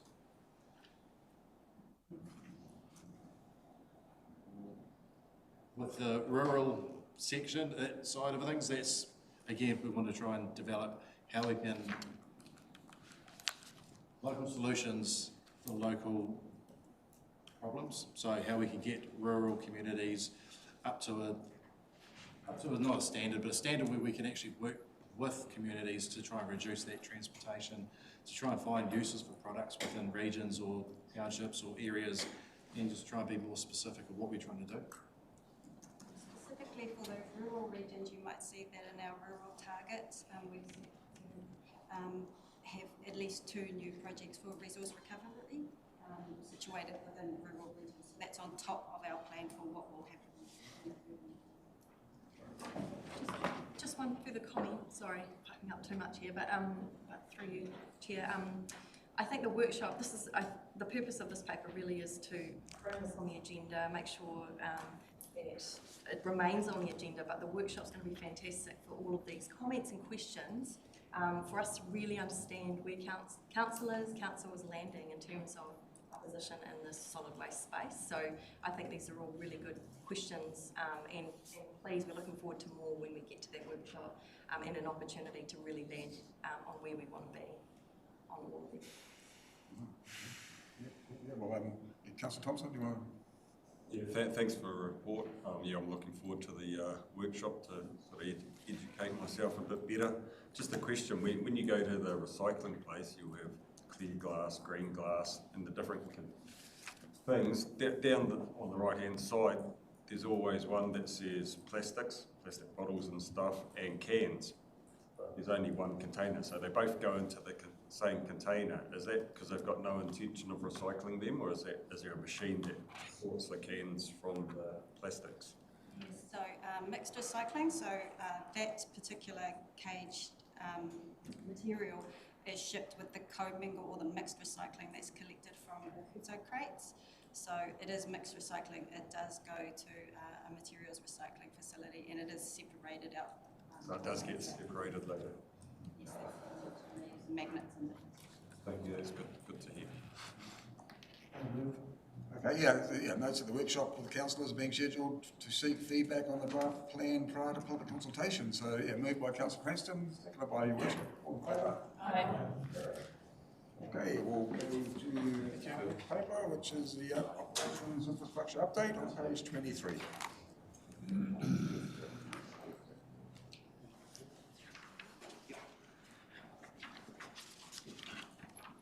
We'll do these in sections like we always do, starting off with lands, rivers and coastal.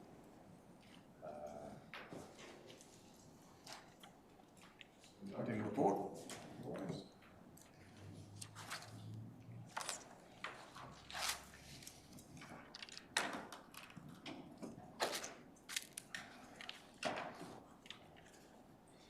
Page 28, everyone.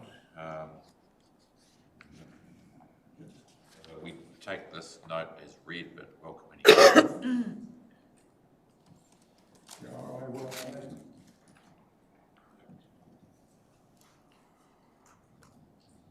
we have any? Okay, so yeah, where are we starting? Councillor Thompson. Are we going up to page 41 or not yet? No, we're going to do these in sections. We'll just do it in different, in the categories that they're in. So this is the land, rivers and coastal, so drainage questions for now, and big updates really, the TRI sort of spraying. This is a few months ago, has that been completed now? No, because it's a state program. Every year we have a plan. So last year we did 2A section, and this year actually we advanced 2B to this year because this financial year we did the work at the springtime, and we advanced the next financial year program to this year. But during we had bad weather in April, so it was rainy, so we couldn't go praying. But by May, all the leaves gone, so winter time, and no, it's not effective if we spray. So we had to shift it to September, October. But it's moving well because we are working with Woody Debris team. They are doing the major chunk, but we are doing within our money, LRC money, every year a stage program for 5 years. So this is the second year.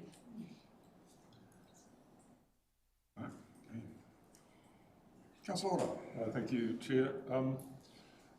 Declaration of interest, I am on the TRI catchment, but it's great to see the word willow and eradication side by side. And it is unfortunate that we didn't get through it this year, but it's great to see that it's still targeted and high on the list of things to be done. Just wanted to go to that graph on page 29, which shows the expenditure over the last 6 years. How many catchments are involved in that expenditure? I know we've got lots of catchments, but how many of them are actually receiving that sort of money? This is within, we got 4 catchments and 18 drainage districts. Right. So this money is spent over all of it. Yeah. It's not equal. It depends on the ratepayers' contribution. So some areas like Muriwai, Muriwai is very less. Manutuke is high, like in the range of 85,000. Yep. But Waiapu, it's they don't pay targeted rates. So we have a general sort of allocation. So we work for them on that. So altogether, this is on all 18 drainage districts. Okay. Not a lot of money to go around, really. No, because City Winery, that's the major contributors. We get more money, but we have more work. Like this year, we have done rail bridge remediation and Senator that work. So, and also some large-scale winery stream clearance and woody debris. So it's a lot. quite with little money. Thank you.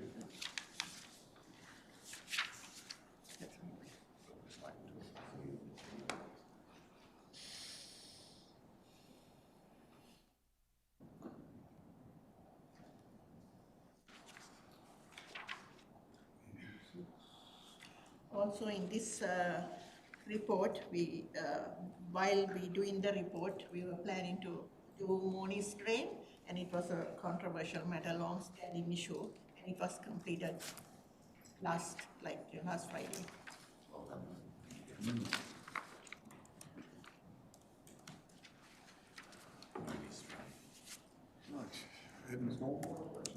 Yeah, Leo's coming up with that. So that's on page 32, sorry, 32. Nothing more.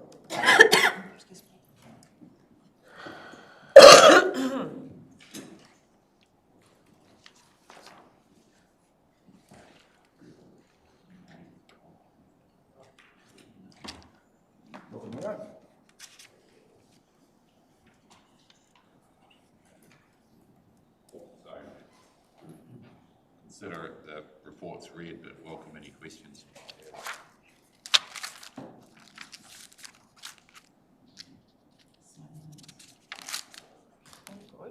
Councillor Thompson.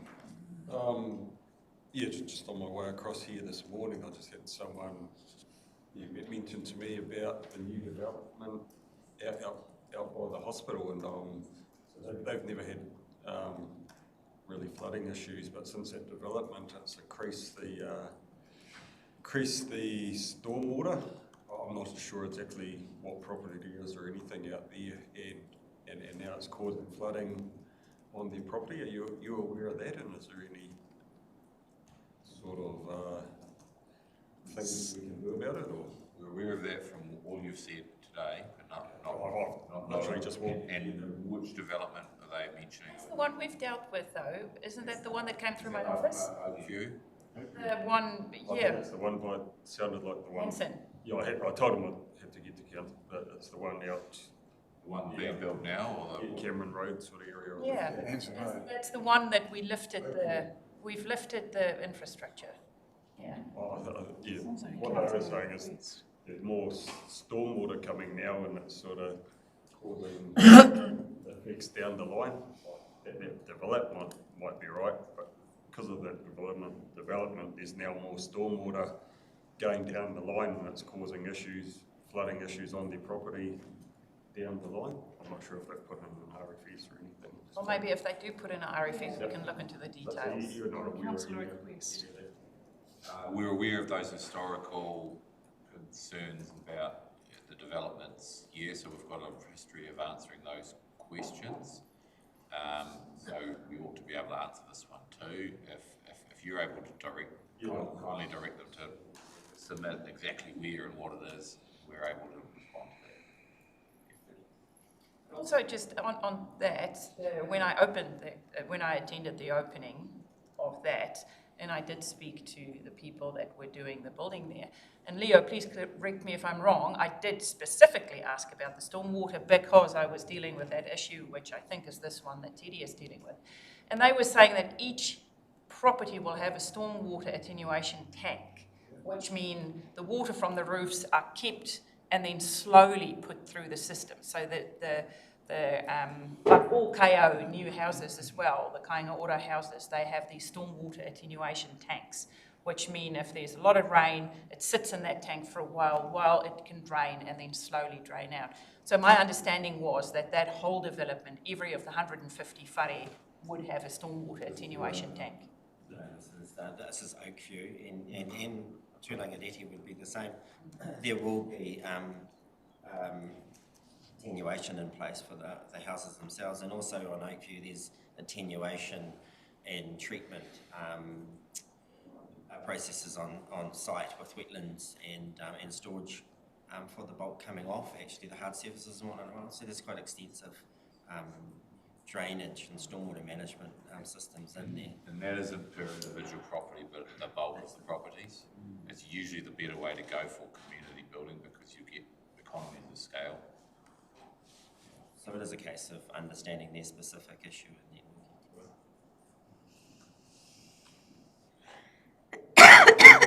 on stormwater. There's a lot of linear length maintained over the last couple of months, it's for sure. Huge. A lot of work being done. Nice pictures. Yeah, nice pictures. Open drains all maintained, upgraded. Good. Impressive. All right, well, if there's no more questions, we'll move on to the next, which is the infrastructure report on urban stormwater. Is there anything there that anyone wants to query? What page are we on? Page 35. We're on infrastructure part of urban stormwater. These have all the different sections have the operations and the infrastructure segment to it. So we're part of the infrastructure part on this. Infrastructure report. All the work that's been going on, McDonald Road, Shelley Road, up Gladstone Road. Rob's got a question. Councillor. Just on page 39, on the wastewater treatment plant. That's the next one. That's the next one. Yeah, you've got to follow this. But there's nothing on it, so where you go. Okay, next one. Okay. Any other questions? We'll go on to the wastewater, which starts on 39. Wastewater. So we've got the operations report to start with, and then the infrastructure report. So we'll do both. So yeah, we'll just do the whole wastewater operations and infrastructure together, and on all of them. It's the easiest way. It gets a bit confusing otherwise. Councillor Talbot. Just on page 39, point 2 on the treatment. It's a little bit confusing there. It says that the total suspended solids X of clarifier stage now consistently achieve the target influent levels for the tertiary filter, but then it goes on to say we're currently undertaking trials in collaboration with the tertiary filter supplier to inform solutions to achieve their design performance. So it says they're meeting the targets, but we're not meeting the. Does that mean we're meeting our targets we've set, but we're not meeting?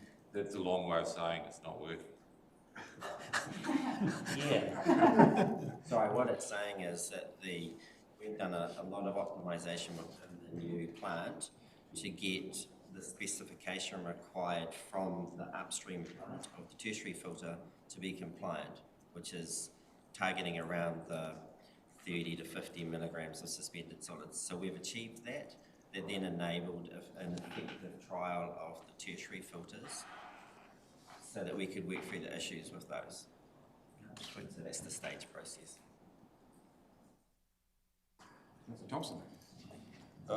Yeah, just page 41, in relation to the drainway project where they're taking stormwater water out of the sewage.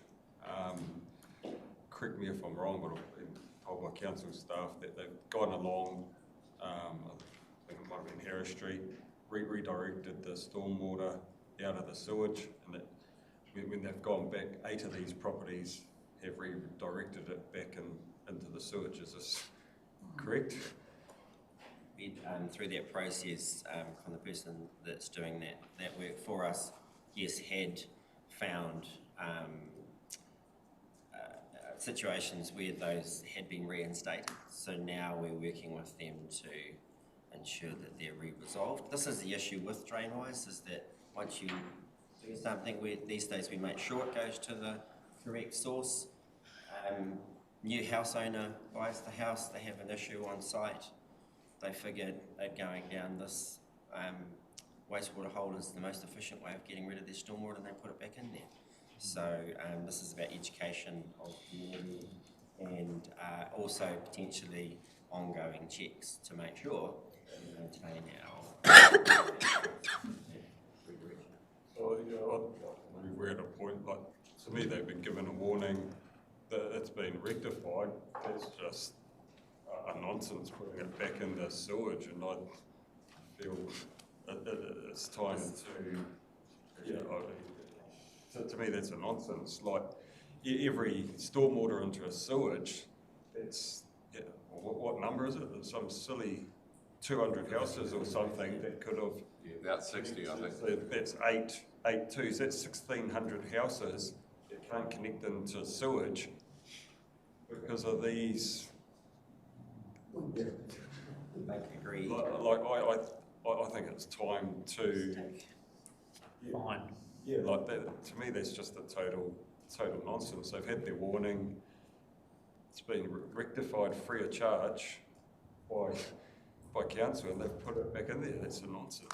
Not free of charge, we work with them, but for a start, we have got that process in place. It's just gone through legal in regards to the process we will be undertaking with property owners, solution focused, but obviously having an end outcome of resolving it through a fine if we can't actually get resolution.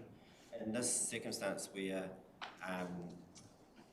through whatever means it's been reinstated in there, it's working through those circumstances as a new homeowner that actually wasn't a part of the previous situations in it. But we do have and have constructed that process with property owners to follow through to get us to a point if there are these issues, then there is looking at punitive, but that's the end, absolute end, because it's working with to get the positive results first. I mean, personally, yeah, sort of, to me, that's 1,600 houses missing out, and how many times do you give them? I think we're still getting so many gains in the conventional approach. We haven't moved to that punitive approach yet. I think there's a natural time when that will be the right way to go. And then the new homeowners will be different to the ones who are actually totally aware of this, and it's a continual rolling program. I think that's an important string to have in the bow. It's not something we've tightened up and ready to go with yet, that's all. It will have other consequences as well that naturally come when you get punitive with. I mean, there's not knowing and there's knowing it's wrong. Okay. Get that stick.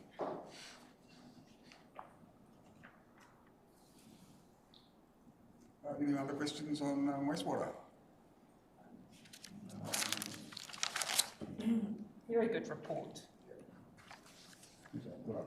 Move to page 48, and that's all about our water supply. That's the operations and infrastructure part of it. I had a question. Why did we not enter the competition for the best drinking water in New Zealand? Because I was made aware of the winner, and I was like, why did we not enter our water? So may I please in future ask that we take part in this national competition and offer our beautiful drinking water up for the competition. It's down south, they've won, it's Timaru or someplace like that, and they've won 3 times in a row. So I think we'll give them some North Island competition. They need some competition. Yeah. Nice. Yeah. Rely on Wainaki water though. Yes. Yeah, definitely Wainaki water. Any questions on our beautiful drinking water? Yes, I had a question, a serious question. On page 52 about the residential backflow stuff that we are doing. I'm just thinking bigger with all the water stuff, and the local water's done well, and the expectations of us will be there to meter. So the work that you are doing, this backflow prevention, is that the first step to get us ready to meter? It doesn't mean there's metering happening, it just means the equipment will be there that if we have to, we are ready to go. Is that correct? It's the precursor to that function. It's a critical one in regards to stopping backflow, because that's water security and safety. And the program this year has tracked exceptionally well. We've actually done substantially more out of the same budget than was done. Because we're nearly there. 16,000 and we've done 10,000. Tracking ahead of where we ended up. Thank you for that.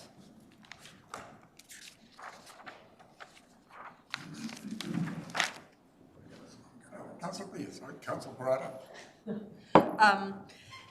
Also on page 52, at the bottom of that, which is the Te Karakia Township Water Main Renewals. Just want to note this first sentence says the water network infrastructure at Te Karakia has reached the end of its useful life. But we knew that was coming and we have money for it. I just think that firstly that should be acknowledged and we should see more of that going forward. We know things like this are going to happen and they're going to come up, so it's good to know that the first phase of that project is done, it was nearly done, it was supposed to be done in May, it's early June now. I just want to acknowledge that that particular piece of mahi and hope to see that over and over again and all of the things that need upgrading that we plan for it going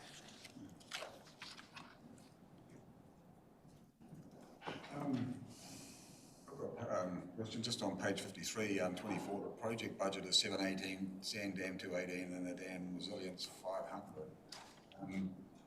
Is a lot of that consultation fees, or what part of that is the actual doing the job other than the planning? That's the total one for this year, and that includes the preliminary investigations, the design work, and leading into the procurement and physical work, so it's an inclusive one. Yes. We are currently have our experts working on the SANG design, completing that design and giving us a price estimate for that work. And equally, at the same time, they're working on the Clapcot work as well. I've actually just sent them an email this morning chasing that. And that's going to lead into our delivery program in the next one. Dam Watch. Our consultants and that. We've got good people on it, and it's critical to get it right up front so that what we do action is a long-term resolution to the issues identified. There's not many capable contractors and consultants in this space in the country, and this work is on the back of recent policy changes in dam management, aimed to protect the consequences of dam failure. Are we losing much water at the moment on both those dams? Clapcot is performing as it normally does. It's really just looking at future preservation. And seeing we have purposely kept very low to minimise identify potentially dangerous dams. So, and it's the smallest dam. Focus is on getting this this work underway. So when we have all the dams all up to a total expectation, the quantity will be greater, storage quantity will be greater, water supply will be better speed. Is that the outcome that we're seeking? Same water, maximum water storage, and regards it will just enable it. But without leakages. And it's just ensuring reducing or eliminating risk. Dam stability more than The sand being the smallest is about during summer period worth of city water use. Those are the two main ones around our key consideration, but resolving the sand is the focus for us in the next year. And our capacity's looking good at the moment? Oh, it's very good. This rain's been pretty consistent, especially the rains. The dams are topping over at the moment, so they're chocolate. and it's better than tasting than Tekapo and Timaru, although I don't remember which one won. Something starting with T and in the South Island. Yeah, right, okay. Yeah. Councillor Gregory. Thank you. I just want to follow up on that question about the backflow prevention plans. So I asked this question at another meeting that is out at the Watertobi, I walk out and open that thing, look in there, and there is a meter in there. Is that not a water meter? It could be in some circumstances if we've got some in there. It's just not trials. They're not being monitored. right? No, but they're there. They're not the actual meter that. They're not actually measuring how much water is going past one pipe. They're likely to be running, but they'll just be an analogue meter, so without a meter reader, you're not capturing. So when we do introduce water metering to our residential areas, everyone will have to have a new water meter that's digitally read or something? Probably. In a more efficient form. Oh, yeah. So you probably just drive by it and it'll upload the information. Yeah, okay. Thank you. Right, any more questions on water? No. We'll move to the page.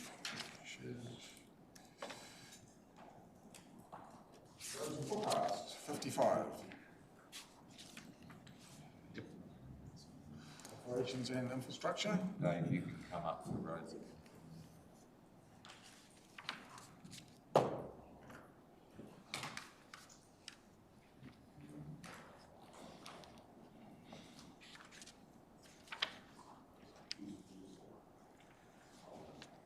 Councillor. Thank you, Chair. First question around the bus contract.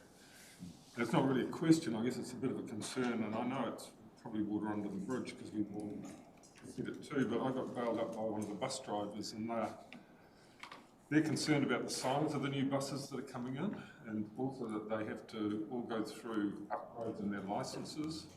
Larger, smaller. Larger buses. Yep. And, you know, the small buses that they're driving at the moment are only partially full. We're going to have these huge buses driving through the street, looking exceedingly empty. And I just wonder what sort of feedback we're going to get on that. Any comment? Kia ora, just online here through you, Chair. We have done extensive testing with similar size buses available in the region prior to selecting this bus size on the routes. We've worked with GoBus for about 18 months on this project, and we're comfortable with the size of the buses. To reduce the number of buses driving around in circles on our network, we inevitably have to increase the size to take the patronage, particularly around the Wakakura services. So overall, the efficiencies we will gain through a substantial number of buses driving our network is outweighed by the size of the buses. So we're making sure that the infrastructure and the routes, which have been re-scoped, are suitable to take that size. Thank you. That's me really. Someone else can bring Grace Street up. I was going to bring it up as well, actually. Anyway, well, after you, Councillor Thompson. Just on Grey Street, it says Page 58. Page 58 says it's coming. A paper's coming for a decision in October. My understanding it's going to be a councillor decision. Auctions are in October. Is that going to be old council or Elections, you mean? New council that's going to make a decision. So Yeah, remember Nadine spoke to us about this and said the trial will start, the data will come in August, then once the new council is in place, they'll make a decision. They're the new decision makers. Okay, so it's the new Yeah. council. That's my question. Okay, I've got a question because in that whole section there, it's got the usage, the safety, the traffic flow, community satisfaction, project changes, decision. I'd just like to know if there's going to be any recognition to the decline in business due to the parking or the dilapidated buildings that have been there as a consequence. Dilapidated buildings that are there as a consequence. There's 2 unused buildings there, and there's parking issues as well with some of the businesses that are there existing there at the moment. So I was wondering if it's going to be part of this equation that we look at. Yeah, so the parking numbers, and I think do you recall how many parks? It was like 2 parks. It's about up to 5. Up to 5 parks. Yeah, that's one of the metrics that we measured, as well as like travel time and a few other things. All right. So those are clear. They'll be part of the report. Yep. Thank you. Any other more questions on roads and footpaths? Right. What are we going on? Road work. Jefferson. So,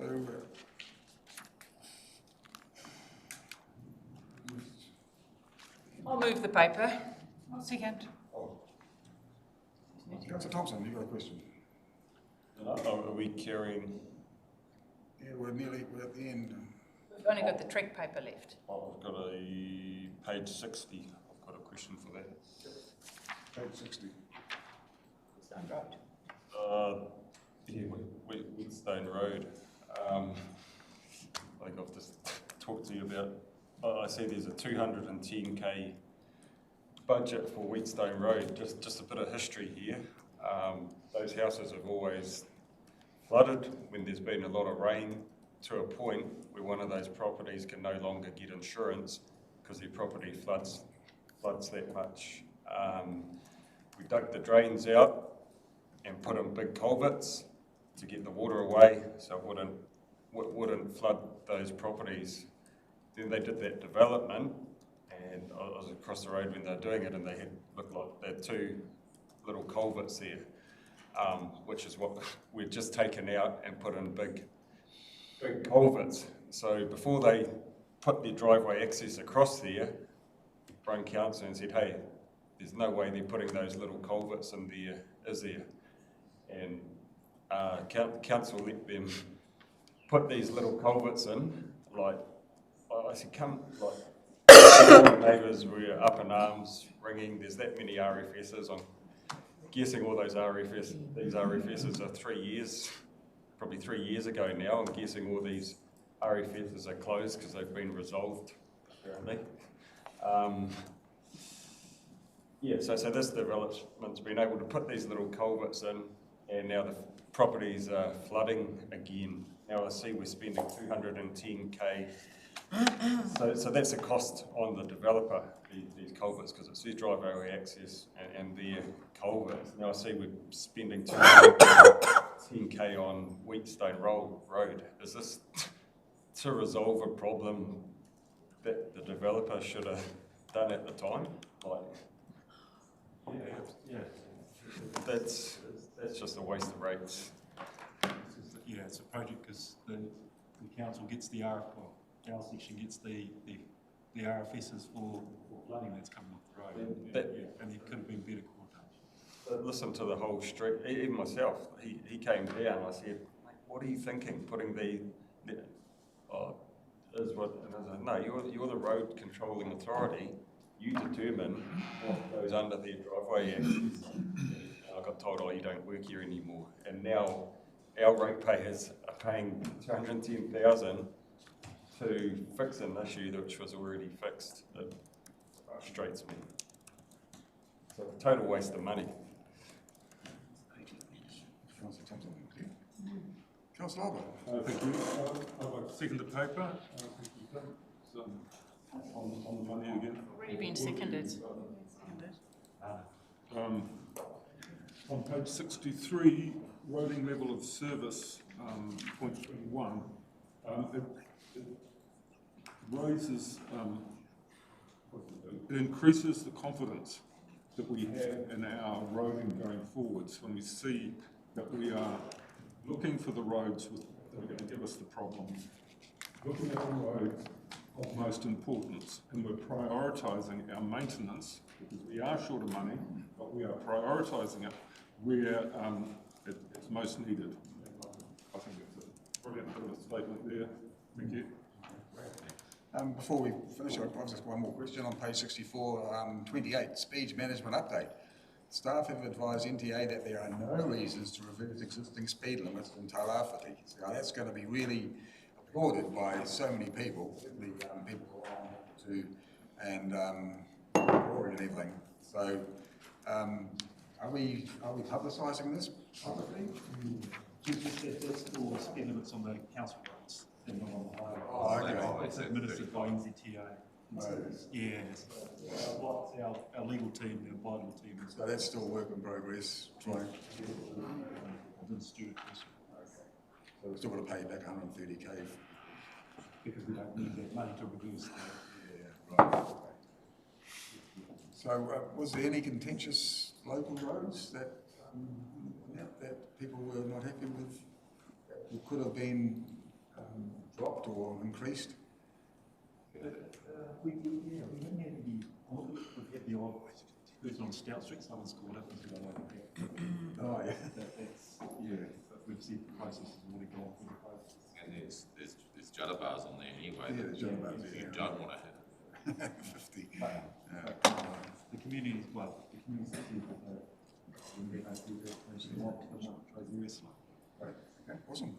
All right, the paper's been moved by Worship, seconded by Councillor Alder. All those in favour? Carried.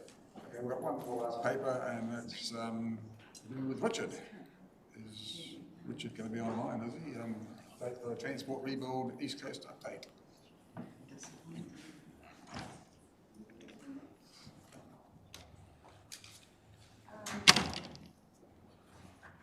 You've got a contact. I'll try and get it. Try to email her.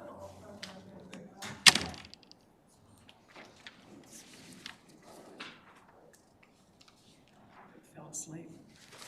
I have to go as well.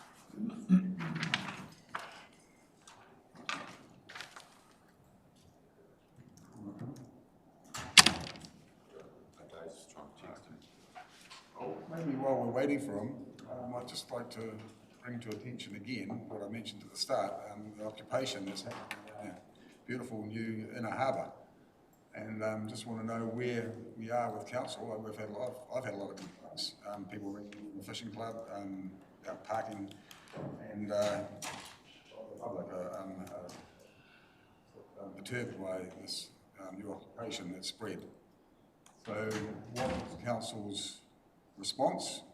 Is this still a point of order, because this is not something that's on our agenda, and it's... Should we wait until we've closed the meeting and then we can discuss it, because it's not an agenda item? It's a pretty tough question to ask with no context, no forewarning, no context, with nothing. So let's wait until we've closed the meeting and then we discuss that. All right?